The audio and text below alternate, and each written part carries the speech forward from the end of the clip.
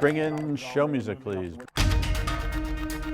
This is Squawk Pod, and I'm CNBC producer Cameron Costa. On today's podcast, the markets closed out February on a low note. You can't find a single reason to be bullish right now, which that's why it really didn't surprise me the market snapped back. I still think people are set up for downside. Yeah. And the aftermath of a tense meeting between Presidents Trump and Zelenskyy. New school professor Nina Khrushcheva. Trump will continue to dictate the rules despite all the European efforts to say that they're players in this too. Exploring the different ways to support Ukraine and a shift on the right with Hayman Capital Management's Kyle Bass. Somehow in the core right of the Republican Party, there's been a lot of stepping away from Ukraine. In the end, we have to stand with them, as you know. Plus, Sunday's winners and losers and Oscars recap with Puck's Matt Belloni. There was no front runner this year. There was no Oppenheimer. Nothing that the Academy seemed to be coalescing around. And yet we saw Anora walk away with 5 big awards. It's Monday, March 3rd, 2025, and Squawk Pod begins right now. Stand by in 3, 2, 1. Cue it, please. Good morning and welcome to Squawk Box here on CNBC. We're live at the NASDAQ market site in Times Square. I'm Melissa Lee along with Joe Kernan. Becky and Andrew are off today. We should mention the 3 major averages coming off a negative month. It is a new month today. The S&P fell about 1.4% in February. The NASDAQ, meantime, was down 4%, and that was its worst month since last April. But the all-time high on the S&P was last month, February, a couple of weeks ago or something. Right. Friday, the market had every reason in the world to go down on Friday. And as we see many times, if everybody's on the same side, there's some short covering. And it looked like it could have gone down. It didn't really. I was surprised to see it up 600 at the close and the NASDAQ up 300. It looked like it was going to be another one of those days where, valuations are high, the growth seems to be slowing, inflation is steady. You can't around AI. You can't tariffs. You can't find a single reason to be bullish right now, which that's why it really didn't surprise me the market snapped back. I still think people are set up. For downside. It's just, too much of a slam dunk. They were going lower. Trump's policies, Doge, that might be, that may cause a slowdown because the federal government employs so many. It's the biggest employer in the world. Right. I think Walmart's close. In the United States, Walmart might be close. So many reasons to be negative, and wouldn't you know it, a snapback. At this point, what's the S&P down? 3% from the high at the most? About 3%. People that want to, there are people, half the country that really wants Trump to fail or wants the markets to go down. And they already, on Twitter. You think so? You think people aren't on Twitter? They're already self-interested. They don't want their own portfolios to go down. But on Twitter, they're already telling me this is what's happening because the markets are plumped. They're already taking a victory lap on the market being lower, and it hasn't happened yet. There are enough concerns, though. The data has been, But what squishy. What about deregulation? What about corporate taxes aren't going to go up? Long term, even Doge. Long term, you could argue that it. But right now, you know what Americans care about? Egg prices. Egg prices. Right. Well, they care about prices. They care about. Granted, that's avian flu, but that just sort of underscores the fear that consumers have. Inflation expectations in a year are higher. The Journal has it right here. Consumers are worried. Trump, at this point, has not addressed rising prices. And bringing prices down, that's deflation. I mean, we went, at this point, we've had, CPI. How about slowing PPI. Inflation? How about further slowing inflation? Because it hasn't for the last 3 or 4 months. Bitcoin this morning, take a quick look. It got as low, it was low 80s, I think. I even saw maybe a 78 at one point. I think maybe it got all the way down there. And after Trump came out with those comments, there was a big rally back almost to 95.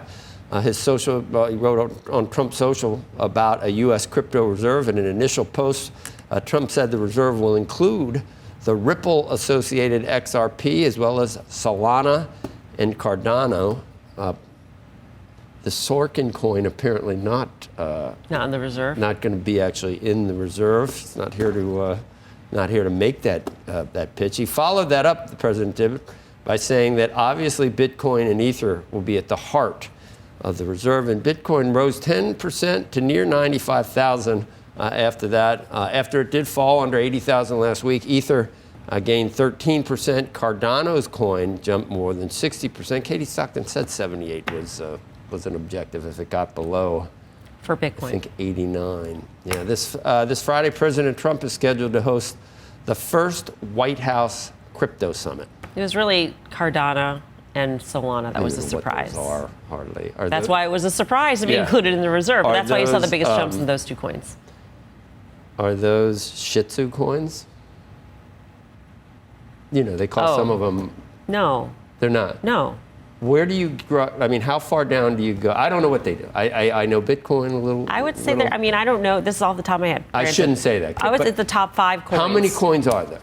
Oh, I mean. So there are plenty of those other type of coins. Yeah. Of the aforementioned coins. Yeah, it's a dog. It's a dog. Not Solana and Cardano. No, Shih Tzu is a dog. Oh, yeah. Yes, it's a dog. That's a dog. You can say that. At Westminster, they say it again and again and again. That John O'Hurley. Okay. See that, right, Mr. Peterson? Glad you take your cues from the dog show. The clock, of course, is ticking on new tariffs from the White House aimed at America's biggest trading partners. Megan Cassella joins us now with the very latest. Good morning, Megan. Melissa, good morning. So we've been expecting these tariffs of 25% on Mexico, 25% on Canada, but 10% on Canadian energy, and then that additional 10% on China, all set to take effect just after midnight tonight. But negotiations are ongoing to try to reach a deal. And to illustrate just how in flux things are, for the first time yesterday, we heard Commerce Secretary Howard Lutnick suggest that tariffs could potentially take effect at maybe a lower rate. Here's what he said. They have done a lot, so he's sort of thinking about right now how exactly he wants to play it with Mexico and Canada, and that is a fluid situation. There are going to be tariffs on Tuesday on Mexico and Canada. Exactly what they are, we're going to leave that for the president and his team to negotiate. What we still don't know, guys, is what exactly Canada or Mexico could do to convince the president to pause or lower those tariffs. Both countries have taken some steps to shore up their border security. But Treasury Secretary Scott Bessent also over the weekend suggested that the countries could raise their own tariffs against China to match the U.S.'s rate. Both sides say that they're open to discussing that idea. So that's just one more thing to watch today as we move toward this deadline and as both countries race to try to make a deal. Guys. It's not just Mexico and Canada, of course. I mean, China could be facing an additional 10% tariff on its goods. And this the day before the National People's Congress meets in Beijing, Megan. What sort of retaliatory measures could we be facing there? We saw what they did last time. They were immediately putting tariffs on some goods, limiting some exports of critical minerals. They've started blacklisting some American companies, investigating companies like NVIDIA. So it looks like it's not going to be just tariffs, but that's one place to start. They're sort of broadening some of their retaliation, even as overall it's more measured. And one of the things I found most fascinating through the first couple of months of this administration is we know it's been very public, the discussions that are ongoing with Canada and Mexico, but there really hasn't been the same level of negotiation with China. President Trump said a month ago when he put those first 10% tariffs on that he was set to talk with President Xi. He thought within 48 hours. That kind of went away. That call never happened. And as of last week, when I was talking with White House officials, they weren't tracking a call then. So it doesn't exactly garner a lot of hope that a deal could be reached. And we have to wonder if there's another 10% now, how much further could this go? Yep. Megan, thank you. Megan Cassella. Cheese will be next. Coming up next on Squawk Pod, the fallout from the Zelensky-Trump conversation that fell apart with Hayman Capital's Kyle Bass. I really don't understand how those discussions broke down like that, because if the U.S. has a long-term mineral deal, critical mineral deal with Ukraine, it involves us more in their sovereignty.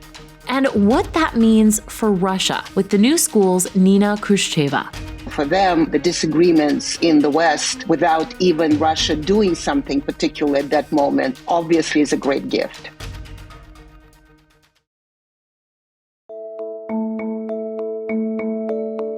Welcome back to Squawk Pod from CNBC, today with Joe Kernan and Melissa Lee. And do you think that it's respectful to come to the Oval Office of the United States of America and attack the administration that is trying to prevent the destruction of your country? A lot of questions. Let's start from the beginning. Sure. First of all, during the war, everybody has problems. Even you, but you have nice ocean and don't feel now, but you will feel it in the future. God bless. You don't know that. God bless. You don't God know bless. that. You will not have a war. Don't tell us what we're going to feel.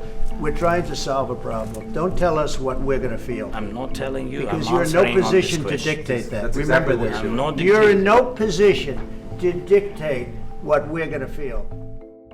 President Trump and Ukrainian President Zelenskyy held a heated meeting last Friday, with Trump posting on Truth Social after the meeting that Zelenskyy could return to the White House when he is ready for peace. Joining us now to discuss the ramifications, Nina Khrushcheva, professor of international affairs at the New School and co-author of In Putin's Footsteps. Nina, great to have you with us. Thank you. What was your reaction to this meeting? I mean, it was a pretty big blow up. And you write that this really played into Putin's hands. Well, every disagreement on the Ukraine front, on the Western front, plays into Putin's hands. And so this was just a gift that I don't think even they expected, because Zelenskyy showed himself as they think, exactly as they thought he would. That is, he's argumentative. He wants concessions at all times. He thinks he is the king of the hill, and Donald Trump basically slapped him down. And then Europeans rushed to support Zelenskyy versus, or so it seemed for a bit, versus Donald Trump. And therefore, of course, as you know, Putin is a former KGB operative. So for them, the disagreements in the West, without even Russia doing something particular at that moment, obviously is a great gift. Mm-hmm. The Europeans were quick to rally around Zelenskyy, Nina, and the reaction, at least, you know, among investors, is to bid European defense stocks higher over the weekend and in today's session. I'm wondering what your opinion of that is. In that, does Europeans have the wherewithal, the money, the finances to actually support Zelenskyy in the way that he needs to be supported without U.S. help? Well, that's an amazing question. I mean, yes, the stocks went up, and actually Keir Starmer, who had a meeting in London, who gathered European leaders, did say that this is the time for talk is over, and now it's the time for action, and here we are going to offer that support. Well, the question is, are they actually going to offer that support, or will continue to be more talk? So we still don't know that. But at the same time, the story is that they want to repair the relationship with the United States. So if the blow up was to make Zelenskyy and Europeans more important in conversation with Trump, potentially it is achieving something. But at the same time, there was a proposal. Trump was talking about the ceasefire, and now Emmanuel Macron talks about ceasefire, and they're going to do a coalition of the willing, which is not a good name because we know how the previous one, the Bush coalition of the willing, ended up. So it's not clear. On one hand, they want to be with Trump. On the other hand, they're sort of against Trump. So how it's going to play out, and will Zelenskyy indeed meet with Trump again? And once again, what kind of, for now, Russia is only having the satisfaction. It's still not very clear whether there are going to be any results in Russian favor from that blow up. But then the question, these are still moving pieces. Who is going to win? Or Trump would actually get his way because Zelenskyy is going to come to him. Europeans cannot do it without the United States. And so Trump will continue to dictate the rules, despite all the European efforts to say that they're players in this too. Nina, is it possible for the West to enter into some type of agreement with Putin with a clear conscience? I mean, he was the aggressor. He invaded Ukraine. We know what he does to enemies within Russia and even outside Russia. We know about the atrocities in children's hospitals and the bombing. It's just all reprehensible. But we're in this position where the practical outcome would entail dealing with this man and trying to, I mean, you risk looking like Neville Chamberlain or appeasing Russia when what you're really trying to do is acknowledge the reality that you're probably not going to have a total victory for Ukraine. And anything short of that seems like you're appeasing Putin. How can it be done? Well, Mikhail Gorbachev, the great leader, he had his birthday yesterday, the author of Perestroika and Freeing the Soviet Union from the Soviet Union, used to say, in your question, there is an answer. You just answered your own question. But Ukraine is not winning. And I think it was the way it was going, it has not been winning for at least 2 years. So ultimately, it's either further destruction or there is a greater involvement of Europe, which potentially would lead to war, or they could be some or should be some sort of negotiation, understanding reality on the ground, and dealing with that. And so I think that's what seems to me the United States under Trump wants to be doing. He's not a moralistic guy. He's not an ideological guy. He's not a guy on the side of Putin, which I think is important. He's the guy on the side of Trump. What's convenient to Trump? What works for Trump? Nobel Peace Prize for Nobel Peace Prize, great. Economic development with economic relations with Russia that going to be very firmly organized, great. That works. And so whatever it is to help Ukraine to get out of this without moralization, probably at this point is a realistic, I would even say, Henry Kissingerian way to do it. If there are any other option, please offer it. But nobody so far has offered a moralistic option that also would help Ukraine to actually win realistically. Norway won't fill our submarines now. I mean, Europe has this, I don't know, the PR war, it matters, I think. But it's very strange to see, and even some of the people on the left in the United States, Nina, continued billions being sent to Ukraine for weapons to continue the war with casualties coming on both sides, continuing for years with no end in sight. How is that morally the right? How is that presented as the morally right decision?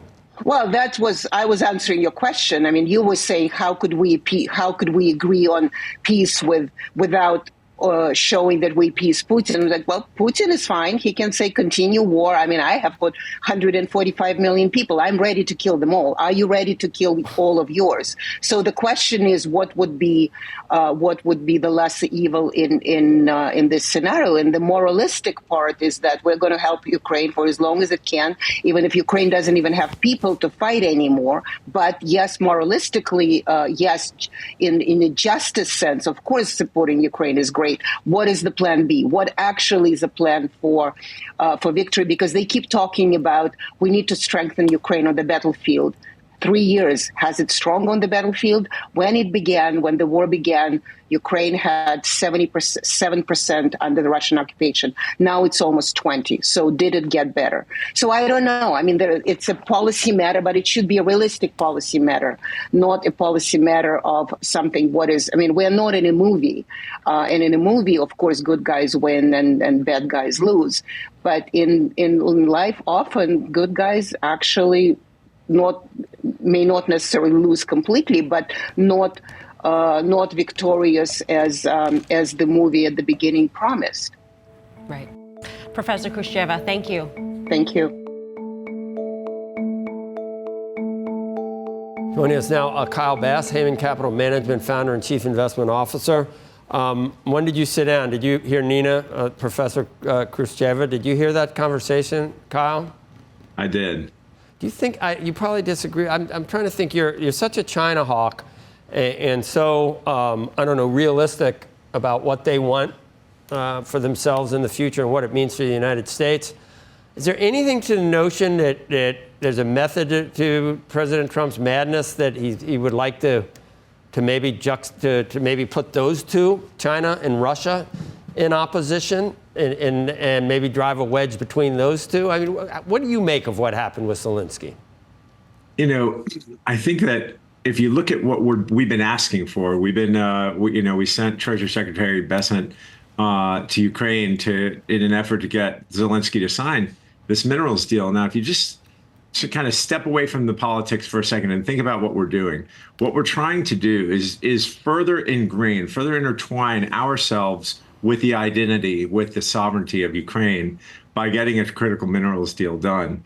The deal was done behind the scenes, and there were three things that were supposed to happen on Friday. There was supposed to be a press conference. There was supposed to be a lunch with 16 cabinet secretaries, and then a signing of the deal. The fact that the deal was essentially being relitigated by Zelenskyy in the public forum in a public press conference was it just shouldn't have happened that way. It should have happened in the back room and not in the front room. And so I really don't understand how those discussions broke down like that, because if the U.S. has a long-term mineral deal, critical mineral deal with Ukraine, it involves us more in their sovereignty, and it involves us more in defending their sovereignty. The Ukraine, I believe, will end up signing that deal. Because I just anecdotally, I've heard that when Treasury Secretary Bessent was over there, it was a similar situation. They were supposed to sign, and when he got in the room, it was the same type of. He sort of saw the same Zelenskyy in terms of. I don't know where he got it. You heard that he met with Democrats and Chris Murphy like 45 minutes prior to going into the Oval Office. And I think Murphy and others told him don't sign the deal, didn't they? Well, I don't know, Joe. I hope that's not true. I think it is. What happened in Kyiv, what happened in D.C., we just need to come up with some transaction and some deal. As you know, we've given Ukraine almost, I guess, it's somewhere around $200 billion. The majority of that goes into the U.S. defense, tech and defense side. We don't really send them dollars. We send them weapons and capabilities. The real issue here since this war broke out is Russia's got 150 million people and Ukraine's got somewhere around 37 million people. So I call it 145, 35. In a war of attrition, Ukraine loses right away. I think. And how many nukes does Putin have? Still got. As you know, Ukraine used to have a third of all of the nukes of Russia, and that's how and why this has come about. We told them if they would get rid of their nukes, we would actually defend their sovereignty if attacked. We didn't make it an actual signed UN agreement, but we did tell them that we would defend them. So in the end, Joe, what we've got to do is get a deal done with Zelenskyy so that we have a deal done with him, and then we can start talking more about peace. Hey, Kyle, when you explain it that way, and that's what was my thinking too, that there's an implicit understanding that if we're in bed with Ukraine on the minerals, that there's some security that is implied with that, some security guarantees. Number one, why didn't Zelenskyy know that? Number two, why doesn't Putin know that? And why would he? I mean, that seems like that might be difficult to get him to do a deal if everybody knew what was actually going on with the minerals deal. Yeah, I mean, as you and I both know, Joe, it's impossible to appease madmen. We're trying to appease Putin. We're trying to appease Xi. And, I realize there's a deep desire to get, deals done. But at the same time, what Europe's got to do, when Trump first in 2018 threatened leaving NATO, only 5 NATO nations complied out of 32 with spending at least 2% on defense.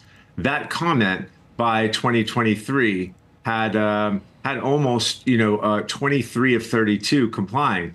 You can say it's unorthodox, but you can say that many of the NATO members have spun up their defense spending as a percentage of GDP. But you know who hasn't? Germany hasn't. Spain hasn't. There are 9 NATO members that haven't agreed to spend 2% of GDP on defense, which is absolutely insane. And Germany being the leading one, around 1.5% of GDP on defense. Germany does so much business with Russia, Iran, and China that it's hard for Germany to get on the right side of history yet again. They should be leading Europe, and they should be leading Europe into spending into the Ukraine situation. So you expect Zelenskyy I can't tell what Europe's telling him to do. On the one hand, you got Norway not filling our submarines, and I don't know what they're saying. What are they saying? Carry on, keep doing this. Let's go another couple of years, another couple of $100 billion. Our weapons supply is already depleted here. Why do we want to keep depleting weapons, spending more money, and having casualties on both sides? And now I don't think we should be appeasing a madman either. And there's no denying Putin, was the aggressor, and this is the brutality we've seen has been beyond the pale. But if you do it in a pragmatic way, it's sort of you got to end it now. There's no end game for Ukraine, is there? That's right. I mean, but with the U.S. having a deal with a sovereign country of Ukraine on critical minerals, it's something Russia doesn't want. If you see how they're playing this in the background, so I think it's important for us to try to work towards an agreement. But unfortunately, Zelenskyy is going to have to, I guess, apologize for litigating this in a public forum in the Oval Office. And they're going to have to at least figure out how to agree to have another meeting at some point in time. And I think that's the first thing that's got to get overcome here, Joe. Right. I can't tell where we are. I mean, was it just Vermont? Vance goes to try and ski up in Vermont, and there's a mile-long group of... In my neighborhood, Kyle, every house where I know someone very progressive lives has a "I stand with Ukraine" sign in the front of their yard. It's almost like a litmus test. What is that from? What is that? How does that happen?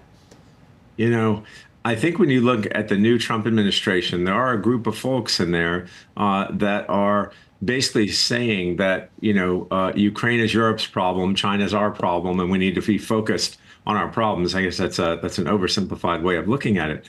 But somehow in the core right of the Republican Party, there's been a lot of stepping away from Ukraine. In the end, we have to stand with them, as you know. Europe, we need to keep an allied front.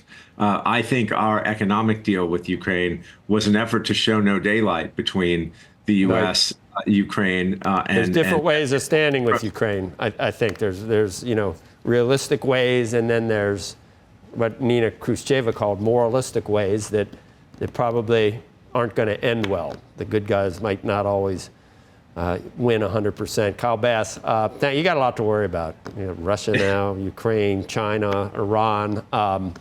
We'll have you on again. So do you sleep at all without medication? Yeah, you do? You wake up in the middle of the night in a cold sweat, probably. Sometimes. Yeah. Okay. See you later. Up next on Squawk Pod, another Academy Awards in the books. The Anora wins and the streaming glitches with Puck founding partner Matt Belloni. Don't think they're going to get to the 19.5 million viewers they got for last year's show, which was fueled by the interest in Barbenheimer, in Barbie and Oppenheimer. But we'll see, because it's a wild card how many younger people might watch via Hulu that might not have watched otherwise.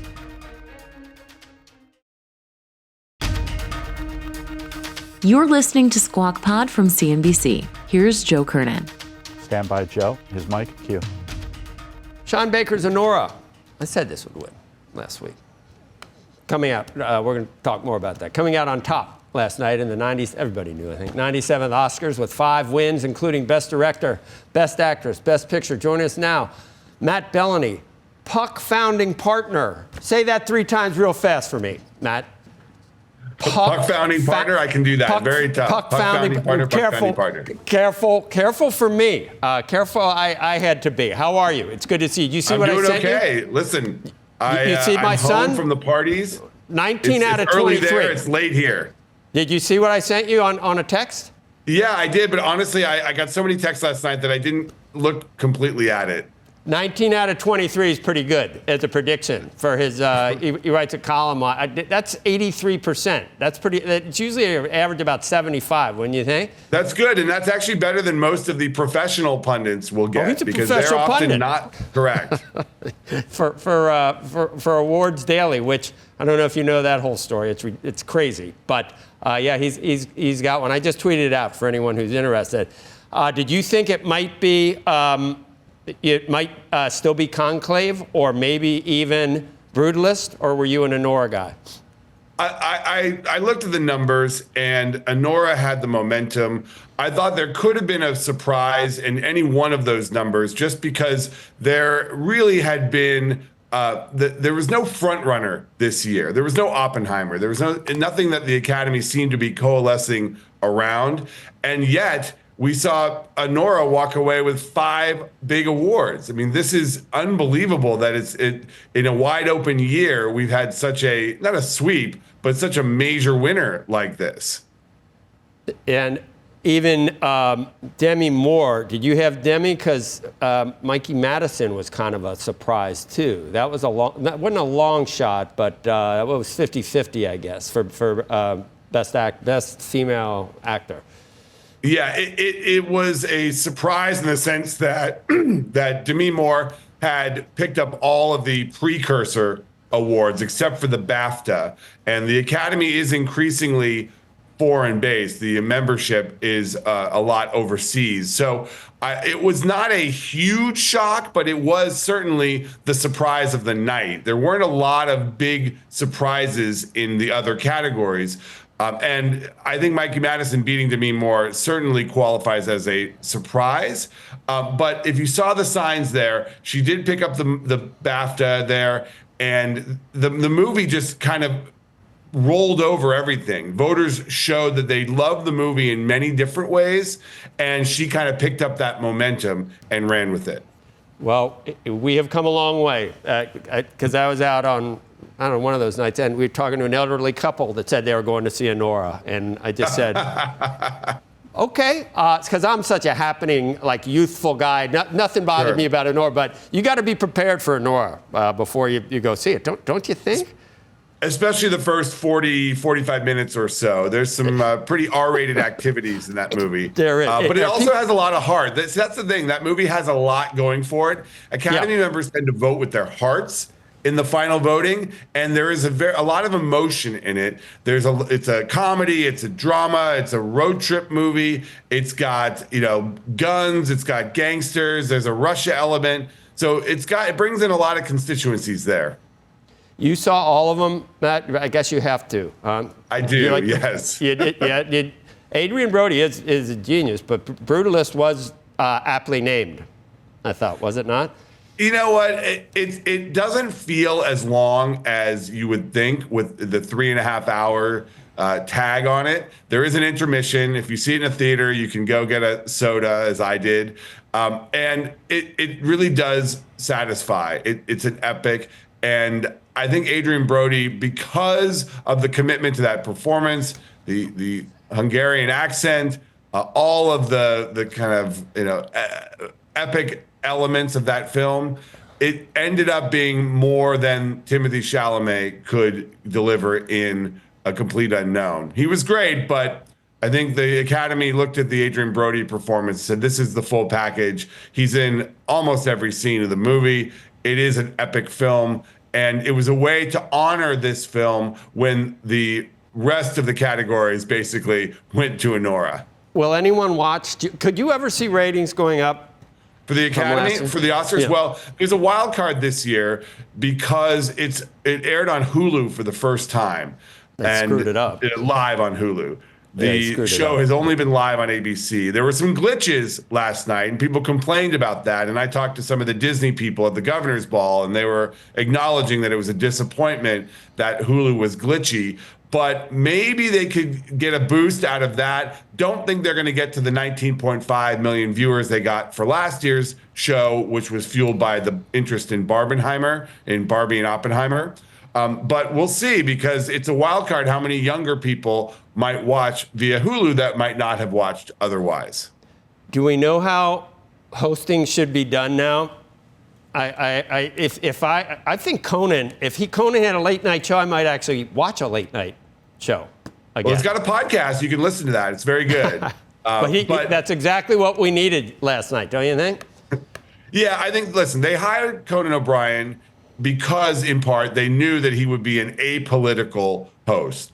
they know that half the country, or a big chunk of it, does not want to see the Trump jokes on the show. And there was one towards the end of the show, but for the most part, I mean, he didn't say the words Donald Trump the entire night. And it was a very kind of down the middle, very funny and creative and wacky, and he did some funny bits, but they avoided, for the most part, the politics issue. And that was, I think, pretty important for the Academy, especially in this moment. They didn't want to be seen as antagonizing, and they got the show that they asked for. So you mentioned the governor's ball, you name dropped there. Did you get in the Vanity Fair party? I don't go to Vanity Fair. Oh, you don't go? Never have. They considered me competitive for a while. Oh, they do. When I was at Hollywood Reporter, and I never have. Because if you did go, what are you, like 8 feet tall? Everyone, there's Matt Belloni. There's Matt Belloni. They would see you. People don't know that. People know me despite my height. They do know me. So it would be fun to go. But I went to the Anora party, was also pretty fun, and they had a lot of the winners. So it's always nice to be around the winners. All right, good. Which film festivals are you going this year? Will I see you at any? I haven't decided whether I'm going to the Cannes Film Festival in May yet, but I'm certainly going to Toronto in September, and then Sundance in January. It's the last Sundance in Park City, so I got to go to that. Oh, it is? Not Telluride. Telluride's great. Telluride's nice, but I go to Toronto. It's where more of the it's 2 popular weeks, films go. It's 2 weeks. And you're not going to the Montclair Film Festival, I can't say I'm aware of that one.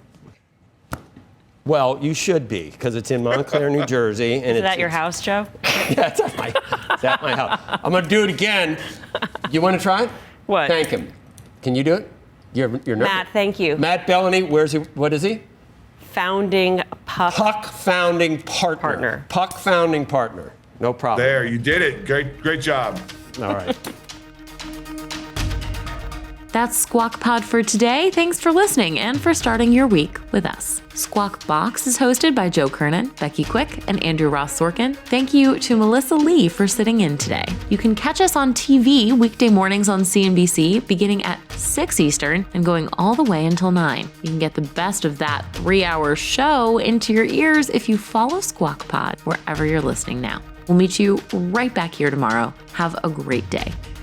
We are clear. Thanks, guys.